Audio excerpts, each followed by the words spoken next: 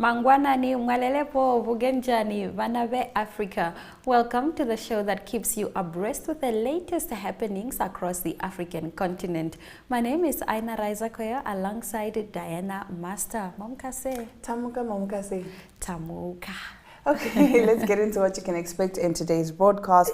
Storm Freddy, more than 400 are still missing. My apologies, it seems that I have opened up the wrong script. But in today's broadcast, you can expect Uganda passing a law making it a crime to identify as LGBTQ. Kenyan governor orders staff to give 10% of pay to church. Tanzania detects its first ever case of Marburg virus. We're also going to be crossing on over to Zimbabwe to speak to Talent Gore, who will keep us up to speed with the latest news there. Stay tuned.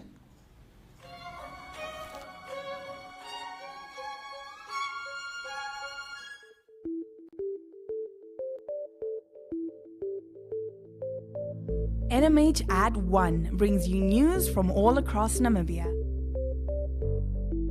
If you would like to feature your brand or campaign on this platform, contact NMH1 at synergy.com.na.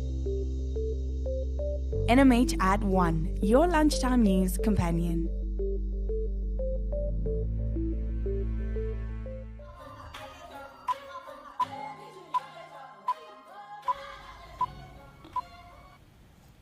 In our top stories this morning, Uganda passes a law making it a crime to identify as LGBTQ. Uganda's parliament passed a law on Tuesday making it a crime to identify as LGBTQ, handing authorities broader powers to target gay Ugandans who already face legal discrimination and mob violence. More than 30 African countries, including Uganda, already ban same-sex relations. The new law appears to be the first to outlaw merely identifying as lesbian, gay, bisexual, transgender, and queer, according to the rights group Human Rights Watch. Supporters of the new law says it is needed to punish a broader array of LGBTQ activities, which they say threaten traditional values in the conservative and religious East African nation. In addition to same-sex intercourse, the law bans promoting and abetting homosexuality as well as conspiracy to engage in homosexuality. Getting into our next story, Kenyan governor orders staff to give 10% of pay to church. A Kenyan governor has ordered newly appointed county executives to regularly give 10% of their income to the church, a local newspaper reports. Nandi Governor Stephen Sang said the directive was needed because local churches require support from leaders and the county government. Chief officers serving in my final term must act differently and work smart by paying back to society, he is quoted as saying by the Daily Nation website. The governor made the remarks during the swearing-in of the officials in an event attended by church leaders. It's unclear how the governor plans to enforce the order, but he said he will be making follow-ups with the clerics on the records and names of those who don't tithe. The practice of giving part of your income to the church, known as tithing, is a long-standing part of Christianity, but there are conflicting views on whether it should be obligatory. Governors in Kenya and their executive staff wield enormous control on public funds meant for schools, roads, and hospitals. Tanzania detects its first ever cases of the highly fatal Marburg virus disease. Now, Tanzania has confirmed its first ever cases of Marburg, a highly fatality viral hemorrhagic fever with symptoms broadly similar to those of Ebola, the World Health Organization said. The WHO said in a late Tuesday statement that the confirmation of the disease by Tanzania's National Public Laboratory followed the death of 5 of 8 people in Tanzania's northwest Kagera region who developed symptoms which include fever, vomiting, bleeding, and renal failure. Among the dead was a health worker, the WHO said. The 3 who survived are getting treatment, with 161 contacts being monitored. Uncharted territory, South Sudan's 4 years of flooding. It had not rained properly for months, but the floods kept coming, inching up the mud earth fortifications that stood between Benthiou's marooned and starving people and the endless water beyond. 4 straight years of flooding, an unprecedented phenomenon linked to climate change, has swamped 2/3 of South Sudan, but nowhere more dramatically than Benthiou, a northern city besieged by water. Hundreds of thousands of people are trapped beneath the waterline, protected only by earthen dikes that must be constantly checked and reinforced to avoid a catastrophic breach. All roads out of Benthiou are flooded, including the lifeline to Sudan that once provided the capital of Unity state with most of its food. Supplies must now be brought many days over the floodplain, canoe by canoe. It's basically become an island, said William Nall, head of research, assessment and monitoring at the World Food Programme, which rations out whatever grains, vegetable oil and peanut paste make it through the waterways choked with reeds. There's no record of Benthiou being flooded like it has. This is something that is unique. The monumental crisis is illustrative of a wider disaster befalling South Sudan, the world's youngest country and one of the most vulnerable to climate change. 1 million people in the Nile Basin nation have become affected by year-on-year floods that have submerged an area larger than Denmark in a cycle of extreme inundations since 2019. Millions of livestock have perished and 10% of the country's arable land has turned to swamp at a time when 7.7 million people do not have enough to eat. Record-breaking rainfall over Great Lakes and upstream countries pushed enormous volumes of water into the White Nile, spilling over the plains downstream in a slow-moving disaster. In our next story, Chad jails 400 rebels for life after ruler's death. More than 400 rebels in Chad were handed life sentences on Tuesday, mainly in connection with the death of former ruler Idriss Déby Itno, who was killed in 2021, the prosecutor told AFP. After a mistrial, they were sentenced for acts of terrorism, mercenaries, recruitment of child soldiers, and assaulting the head of state, said Mahamat El Haj Abanana, public prosecutor for the capital, N'Djamena. He did not give a detailed figure for those jailed, saying only that more than 400 were sentenced to life, while 24 other defendants were acquitted. The trial opened last month behind closed doors in the criminal court of the appeal. It took place in Klesum prison, about 20 kilometers southeast of the capital. In early 2021, the country's main rebel group, the Front of Change and Conrad in Chad, launched an offensive on the north of the country from its bases in Libya. Now bringing us to the end of our top stories, Kenya Odinga vows to continue protest campaign. Kenya's opposition leader Raila Odinga vowed Tuesday to continue with campaign of nationwide protests. His comments came one day after demonstrations marred with clashes saw more than 200 people arrested. The legislators arrested have been released and are to appear in court on Thursday on charges that have not yet been announced, according to Nairobi Police Chief Adamson Bungei. The unsuccessful presidential candidate was giving an address on his coalition Azimio La Umoja TV channel. Fellow Kenyans, in the second phase of our protest and in response to public demand, we shall now hold protests every Monday and every Thursday beginning next week. We reiterate to our supporters and all patriotic Kenyans that this struggle is just starting. We're not looking back. We will not be intimidated. No retreat, no surrender, he exclaimed. Demonstrators protested against inflation, which rose to 9.2% in February, over a year in the East African country. They also demanded the resignation of President William Ruto. Kenya's deputy president said the country lost about $15 million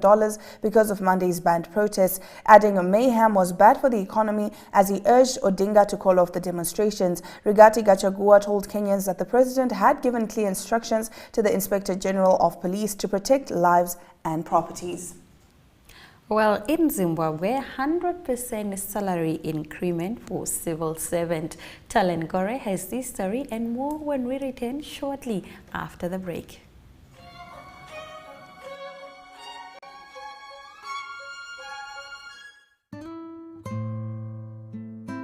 Ohole So Nice is an entertainment show brought to you by the youth for the youth.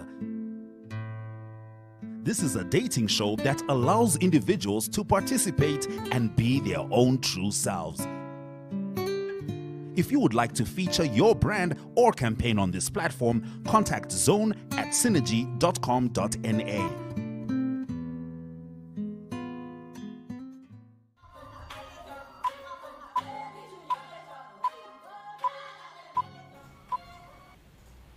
We're now crossing on over to Zimbabwe to speak to Talent Gore to give us the latest news on the ground. Talent, Mamkasi.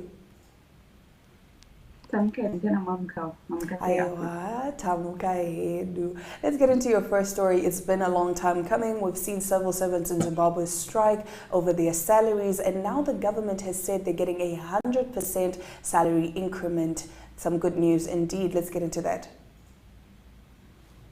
Yes, it's definitely some good news. So the Zimbabwean government has said and they have awarded civil servants a 100% salary increment as part of its commitment to improve the welfare of its workers. Part of the package includes a review of the COVID-19 allowance, which went up from $200 United States dollars to $250 United States dollars for all civil servants, excluding those in the health sector. Government has also said that teachers will also be entitled to free primary school education for up to a maximum of three children at government schools within the radius. The government also said that they're going to be into government-funded funeral insurance framework,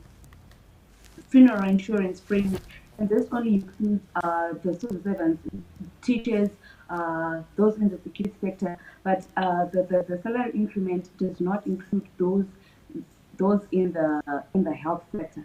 Finance and Economic Development Ministry Permanent Secretary said that all teachers have also been given an additional $80 monthly hours. So this is quite a huge offer to those in the civil servants within the public service, but the offer does not include those within the health sector.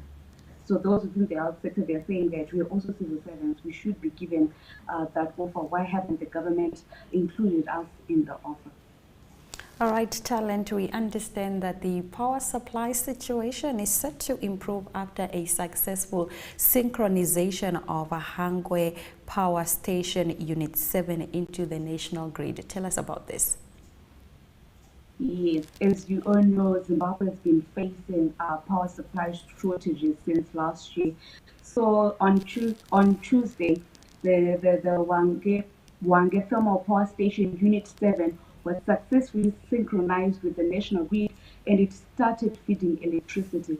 The synchronization sought to establish if the electricity being generated from Unit 7 would flow seamlessly into the national grid. And as they expected, power is now being fed into the national grid from the Unit 7. And since that day, we have been witnessing quite a change in the electricity situation. We're going from 5 a.m. without electricity up until 8 or even 10 p.m. But as of Monday and Tuesday, we haven't had any power supply shortages, especially from the place that I stay. We haven't had any shortages.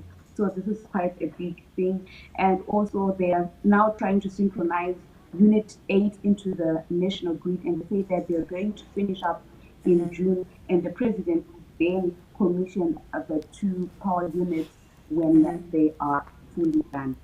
Some good news indeed. Now the government is mobilizing assistance for Malawi in the wake of Cyclone Freddy. As briefly as you can, please, Talent. Yes, the Zimbabwean government is mobilizing assistance for Malawi in the wake of Cyclone Freddy. So the aid will include 10 metric ton of meal, cooking oil, blankets, clothes, construction material for cabins, and the government has also appealed to those in the private sector to mobilize resources so that they can also send to Malawi. Talent, I hope your popcorn is ready, because I understand that the Al Jazeera corruption documentary is, airing today at 10 p.m. On what channel is it airing? Can I get it on YouTube? What's the vibe? Yes, I think you can also get it on YouTube on the Al Jazeera platform. So it is going to air tonight at 10 p.m. The investigation looks into the documentary looks into the corruption, money laundering, and gold smuggling that is being done in Zimbabwe. So the documentary was supposed to air on March 2, but it was postponed. But finally, it is here, and we're watching it at 10 p.m. tonight. Wow, wow, wow. Well, we're definitely going to be reporting on everything that is going to be exposed in that documentary tonight. Talent, thank you so much for bringing us the latest news on the ground in Zimbabwe. You're welcome, and thank you very much for having me. It's always a pleasure having Talent on Africa. Good morning. Now let's take a look at the weather predictions to see what the rest of the day has to offer.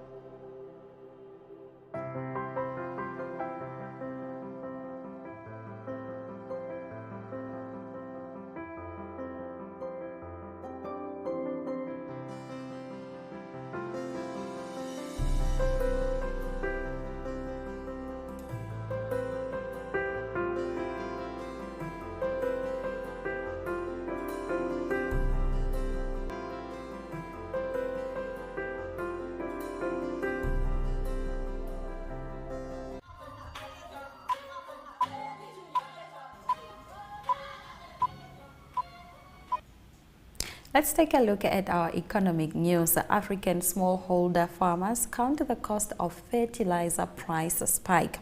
Fertilizer prices in Zimbabwe have risen by nearly 30% in that period, with a 50-kilogram bag of basal fertilizer currently costing an average of $45 and a bag of top-dressing fertilizer about $60. Prince Kwipa, Operation Director of the Zimbabwe Farmers Union, told Reuters.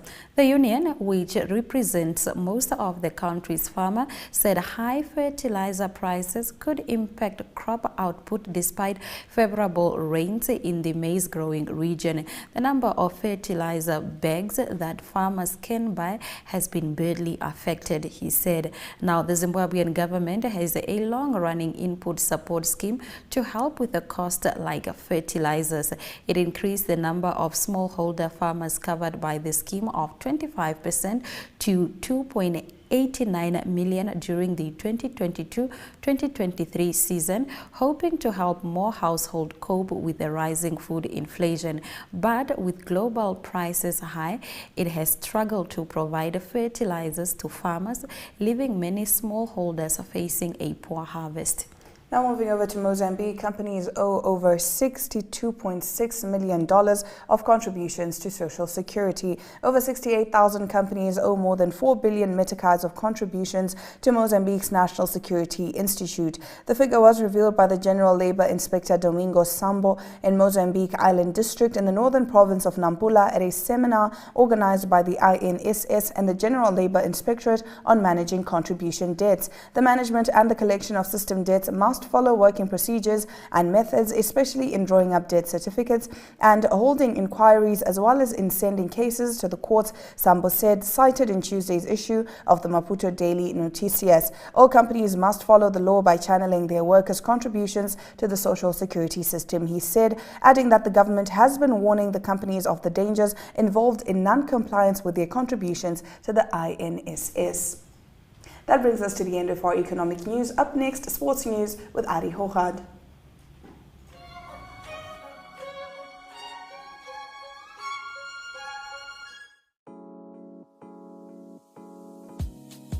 My.NA Property Show provides viewers with the best in-class content, engaging interviews, as well as a showcase of the latest property-related products and services. If you would like to feature your brand or your campaign on this platform, contact My.NA at synergy.com.na. My.NA Properties, more than just a roof over your head.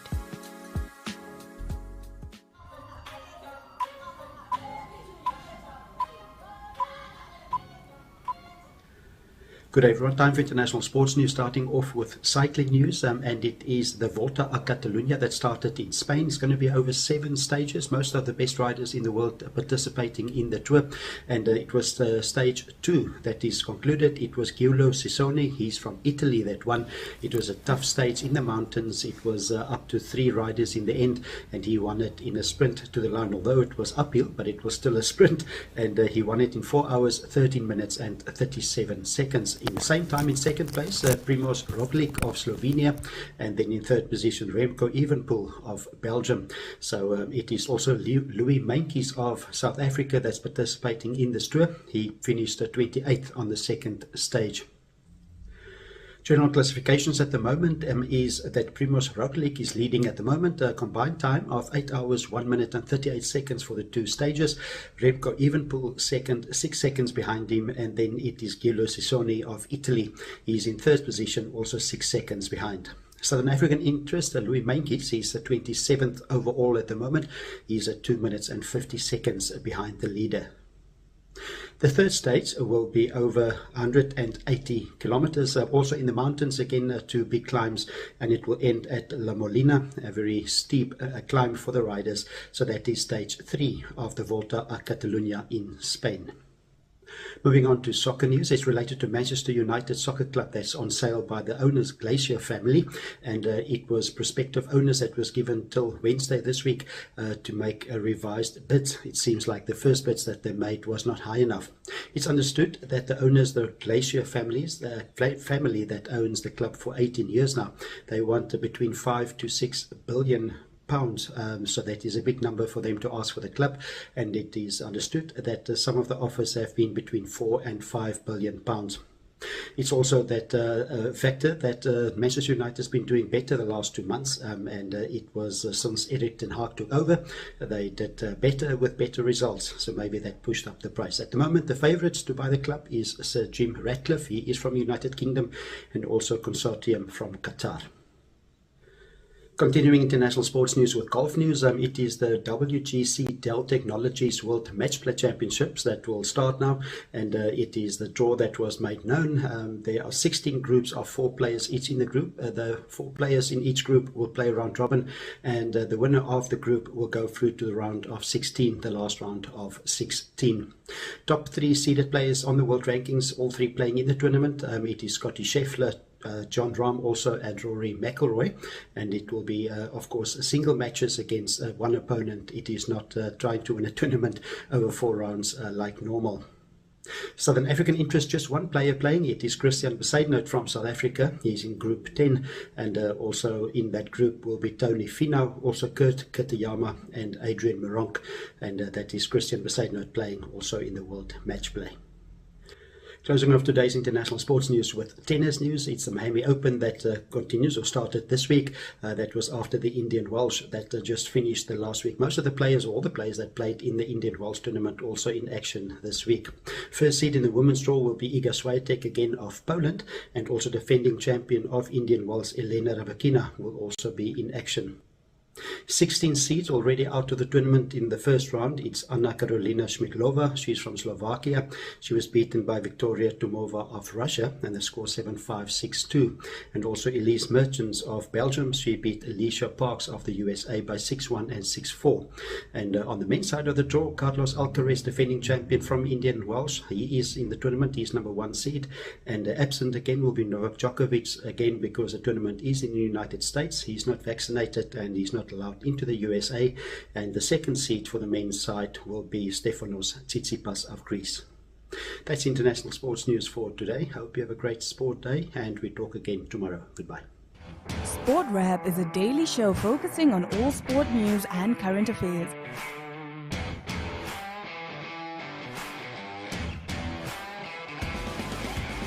If you would like to feature your brand or campaign on this platform, contact sportwrap@synergy.com.ma.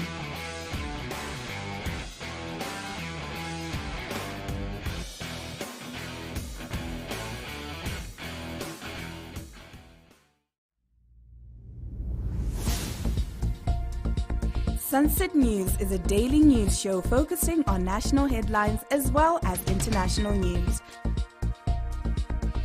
If you'd like to feature your brand or campaign on this platform, please contact sunset@synergy.com.na. Sunset News. Don't end your day without us.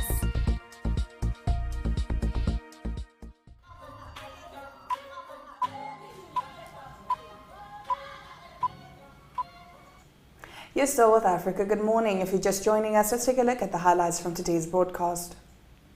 Uganda passes a law making it a crime to identify as LGBTQ. Kenyan governor orders staff to give 10% of pay to church. Tanzania detects its first ever cases of the highly fatal Marburg viral disease. African smallholder farmers count the cost of fertilizer price spike. Those have been our stories. We thank you very much for joining us on this edition of Africa Good Morning. Please be reminded that our show plays on DSTV channel 285 as well as GoTV 94 and our website, which is called Oneuptwo. We also welcome your remarks regarding our show. You can post them on our Twitter and Facebook pages. And on that note, it's all our love and all our light, and we are wishing you a very beautiful day ahead.